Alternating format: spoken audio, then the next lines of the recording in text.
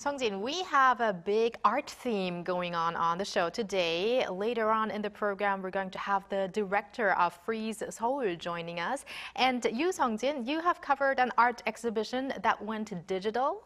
Right, so a little bit special from the conventional art exhibitions perhaps that we've covered, but museums and exhibitions often nowadays use digital immersive media art to showcase their artworks to the audiences. Now, this company works on sharing Korean culture through its work of creating such digital media art.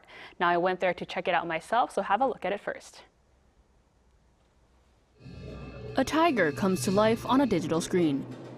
The traditional painting has been reborn into a new form of storytelling. As technology evolves, heritage is no longer something that remains static to observers, but is transformed into immersive digital media, and that's what the studio works on, intending to further spread Korean culture and its heritage. The process often begins with high-resolution scans of the original artwork. From there, technical artists create an overall layout and add layered illustrations by focusing on the finer details like the tiger's intricate fur, whiskers, and movement. They create a digital skeleton that allows the tiger to open its mouth, crouch, or jump, all while retaining the quality of the original artwork. The most important aspect during our work is that we keep the feeling of the original artwork, like folk paintings, when transforming it to 3D.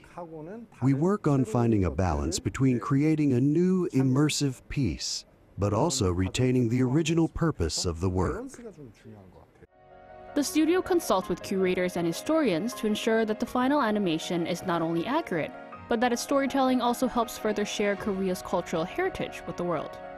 What the studio now works on is using its technology to also share different countries' traditions as well.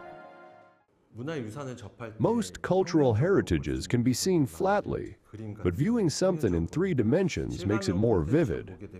The part where we expand on the stories of these artworks becomes attractive, and that's also what draws visitors to hear the story. It goes beyond digitalizing traditional artworks. It shares culture globally and engages with the wider audience with these new eye-grabbing formats. Wow, the exhibition itself was wonderful to look at, but also it's very interesting to see how these digital media art pieces are created. So, Sung-jin, why did you get to cover this story in the first place? Right, to give a brief behind story of why I ended up covering this article, remember the footage that you guys saw in the beginning of the tiger? So I was at the National Museum of Korea to cover a previous article on the K-pop demon hunters, and that's when I went to see the piece with a tiger in it. And a few weeks ago, when I was looking at this video, that's when I saw the logo of the studio. Now, I was fascinated by myself, so I decided to take an in-depth look into it. And surely the studio has more places where they have displayed their artwork, right?